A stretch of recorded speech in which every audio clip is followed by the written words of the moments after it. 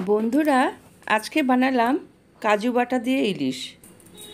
এই মাছটা খুব একটা বড় ছিল না, কিন্তু খুবই টাটকা ছিল।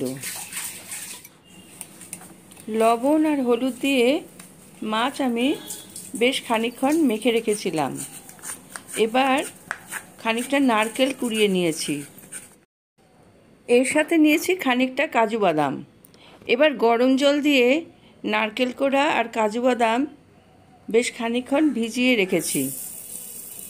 এবার মাছ ভাজবো। তেলের মধ্যে লবণ আর হলুদ একটু দিয়ে নিলাম।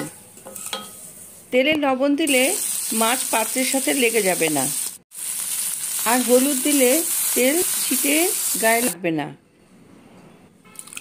জল সমেত নারকেল কোড়া ব্লেন্ড করে নিলাম, এরপর ছেঁকে নিয়েছি। এইভাবে নারকেলের দুধ আমি বের করে নিলাম। এরপর কাজু বাদাম ব্লেন্ড করছি অল্প জল দিয়ে। কাজু বাদাম ব্লেন্ড করা হয়ে গেছে। এরপর মাছ ভাজা তেলেই কালো জিরে দিলাম আর কাঁচা লঙ্কা ফোড়ন দিলাম।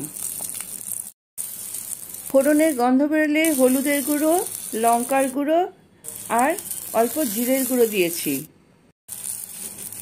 অল্প একটু জল দিলাম যাতে মশলা না পুড়ে যায়। এবার মশলাটাকে আমি কষিয়ে নিচ্ছি।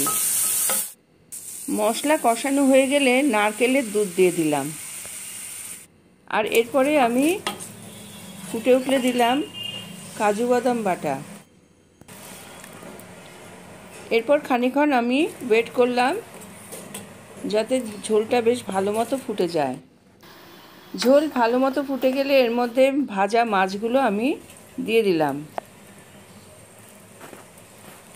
এরপর মাছ আমি ঝোলের মধ্যে এপিট ওপিট একটুখানি করে নেব, কিন্তু বেশিক্ষণ রাখবো না, কারণ এই মাছ খুবই নরম।